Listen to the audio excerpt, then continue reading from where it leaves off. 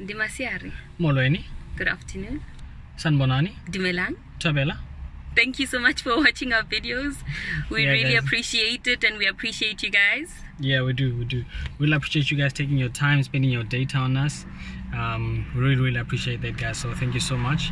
And today we'll really just like to continue on the topic of forgiveness and to conclude it, and why forgiveness is so important, especially in a relationship. Babe, what did I do again to you last night? Last night I told him that he had wronged me because he went and he bought himself some food at the shop and he forgot to buy me anything at all. And I was like, I love food, how can you not get me anything? Yeah. So I told him because I didn't want to resent him or harbor any unforgiving feelings. So I told him, he apologized, and then I told him I forgive him, and it got us thinking on the topic and sharing his experience regarding his dad. And the thing is, why forgiveness is so important, because guys, when you mad at someone, it takes away moments. Anger takes away moments, the beautiful moments that you could be building with a person. So with my dad, so I remember just meeting my dad frankly as a kid, and then he said he was gonna come back. He never came back. And as a kid, I just grew up so angry with my dad.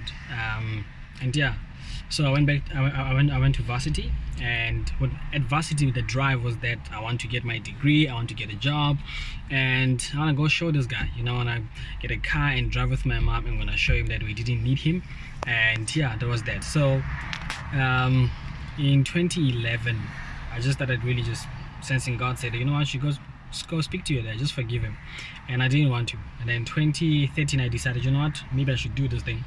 And I spoke to my mom, asked her about my dad, and she knew where to find him. And then I couldn't meet my dad though in June when I was at home, but I met him in December, and we met for breakfast. It was the three of us, and guys, it was one of the most beautiful moments in my life, where I had my mom and my dad were having breakfast, the three of us. Things I always just looked at, watched on TV and wanted. So it was that. And I remember when I met my dad, I told him that, you know what, we're not going to sit here and focus on the past, we're going to focus on the future. I forgive you, and I want us to just focus on building the future. And we started calling each other, and we started speaking, and guys, that just building those moments, just having those conversations with my dad were so crucial, man. They were so important. I remember one of the best things that have ever happened was when I was having a chat with my dad, and he said to me, he's praying for me, he loves me, and he's just praying that God would grant me all my heart's desires. And guys, like, that for me was just one of those moments I was just like, man, I cherish. To hear my dad say that was amazing.